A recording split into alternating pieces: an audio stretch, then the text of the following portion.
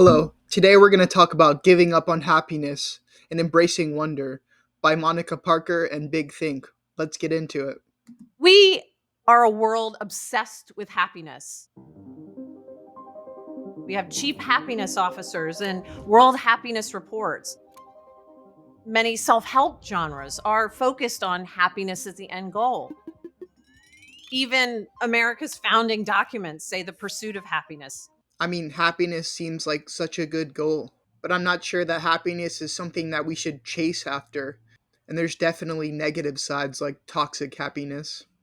The challenge is we're so terrible at knowing what will make us happy.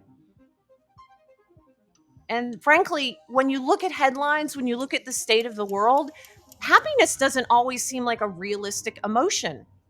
It seems like the media isn't pushing happiness at all. Happiness doesn't really get covered. Seems like it's a bunch of fear being pushed.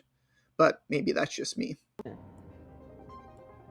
Rather than seeking happiness, I think it's more realistic and more achievable for people to seek wonder. Seeking something that you can never fully grasp at all times seems like a missed adventure. But wonder is something that's ungraspable in itself. So let's see what she has to say. My name's Monica Parker. I'm the founder of Hatch, and I'm the author of The Power of Wonder, the extraordinary emotion that will change the way you live, learn, and lead. Nice to meet you, Monica Parker. What you're saying so far has me intrigued. I think it's a sad irony that we are, as a world, obsessed with positive emotions. In fact, often we end up in this situation of toxic positivity.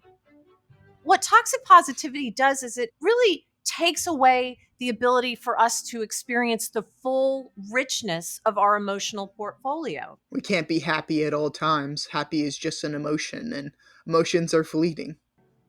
If we focus so heavily on positive emotions, we're missing out on the richness of both negative emotions, but also these mixed emotions that really help us metabolize what happens in the world. I believe that all emotions have something to teach us. Sometimes you sit with them and ruminate, and sometimes you just let them come up and let go of them. But it's a hard thing to do. What's amazing about wonder is that it's both positive and negative at the same time. I like that, embracing the dichotomy, holding the two at the same time.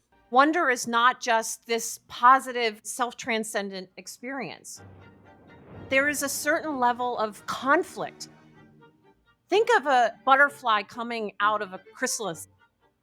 There's violence there, there's terror there, but then there's the beauty. And so, having a greater emotional portfolio, being able to tap into a lot of different types of emotions to express how we're feeling, actually makes us more resilient because we're able to better make sense of what's happening to us in our world. You make me feel excited, Monica. Excited that other people have this idea of holding the two sides together and embracing all parts of life. And I think that that is what makes wonder so impactful. When I introduce the concept of wonder, I think people believe it's really amorphous and spiritual, and it can be that, but it's also very grounded and concrete. I mean, essentially, wonder and awe is appreciation of what lays before you. It's about saying, I am going to see wonder in my day to day life. One of the ways to do that is with wonder bringers. They're whatever brings you a sense of wonder. A great indication that you are in the presence of a wonder bringer is it gives you goosebumps. I mean, stop a second and think what gives you wonder? I definitely know what gives me wonder.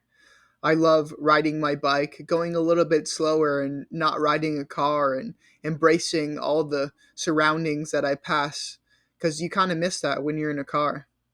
I love the smell of flowers and appreciating the beauty of flowers because they're fleeting. It's something that pops up with vibrancy and then goes away pretty quickly. I love mushrooms. Same with flowers. They also are a serendipitous relationship between us finding them and them actually being present. just after the rain, these mushrooms pop up for a couple days. It's a beautiful thing that we have life around us and just awe inspiring. Nature is a really fundamental primary way that many people find wonder.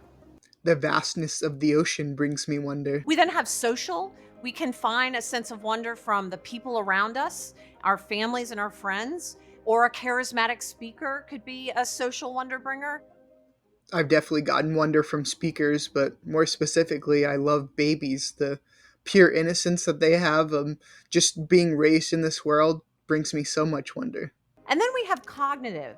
And cognitive wonder bringers are things like thinking about the nature of a folded universe, something that really gets your noggin thinking. Black holes give me wonder. Quantum mechanics gives me wonder. Artificial intelligence gives me wonder. The number of things that can bring you wonder within those categories are infinite. And all of these elements just help start to teach us about what brings us wonder. And when I get those feelings of wonder, it's almost indescribable. Sometimes it goes past the initial feeling of wonder into a deeper thing. Sometimes it's the unity with everything around me that brings me wonder. Progressing from enjoying flowers to, hey, that flower is just a little part of me. Hey, I'm a little part of Earth, doing my little thing. Embracing wonder definitely gives me goosebumps. The challenge is we put a lot of barriers between us and wonder. One of those barriers is being in a hurry. We're always in a hurry and might just zoom right past wonder. Riding a bike versus being in a car. In a car, you're going so fast, so quick, so caught up in your own little world. But when you're biking, you're going slow, you're appreciating things around you. It's a little bit hard to bike places. It takes a little bit of effort. So you're appreciating things more. It's easy to look over things, but when you stop and take a big look and appreciate the little things, wonder definitely ensues. Certainly, these fabulous little devices that we have in our pocket, our phones, they want us to be clicking and scrolling as quickly as possible. But that doesn't help us get closer to wonder. My phone definitely takes me away from wonder. I mean, all the social medias do. Even YouTube at times takes me away from wonder. But sometimes, especially with YouTube or video content or people tweeting or whatever you want to call that, it does bring me wonder realizing that other people have this perspective that I didn't have and I can appreciate what they can appreciate. We need to slow down, create the time and space in order to find wonder. And we can do that through what I call slow thought. There are a few different ways that we can bring slow thought into our life. Like I said before, slowing down seems to be the key to wonder. And the first is meditation. Meditation helps us quiet that chattering mind where we can banish rumination and allow our brains to notice wonder. Now, I don't specifically sit down and meditate. I have in the past for stretches of time, but I've realized that you can meditate doing any task. Just having focus on the present moment, like they tell you to focus on your breath in meditation, but you can focus on anything you're doing, like washing the dishes or sweeping the floor. Having that intense focus on the activity for me is something that brings me some quiet, some peace of mind. Exactly what meditation does. I don't know if it's the similar brain chemistry or something like that, but it definitely makes me feel the same that meditation does. Another slow thought activity is narrative journaling. Our brains love stories. And so, if we can write stories about our own experiences of wonder, that actually extends the experience of wonder and enhances it. I like this idea because for me, wonder is a fleeting moment, but maybe sitting down and writing about what wonder is and what made me feel wonder is something that could extend those periods of time. And then the last slow thought activity is sleep. Sleep deprivation doesn't allow our brains to process what it's experienced from day to day. If we're sleep deprived, then we simply won't be able to engage in the other slow thought activities that help bring us closer to wonder. What's more of a slow thought activity than sleep? I often have the best ideas right before going to bed or right before waking up. It's something that I don't understand, but I know it's important. People think because I wrote a book about wonder that I am an expert. Well, I'm an expert at understanding it, but maybe not finding it.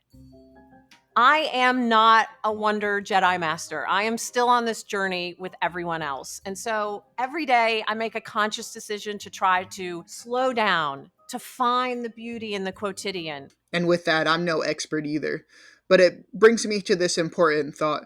I wonder if flow state and wonder are connected.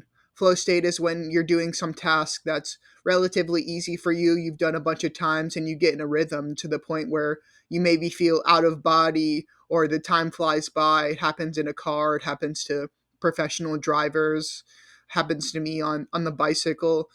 There's something about the connection between flow state and wonder that really makes me think. And obviously, I'm no scientist, and there's actually not a lot of studies done on the flow state in general, but it's something to for me to think about and maybe even look into. We live in such a fast world. But if we choose to view the world through a wonder lens, we can find it and find it every day.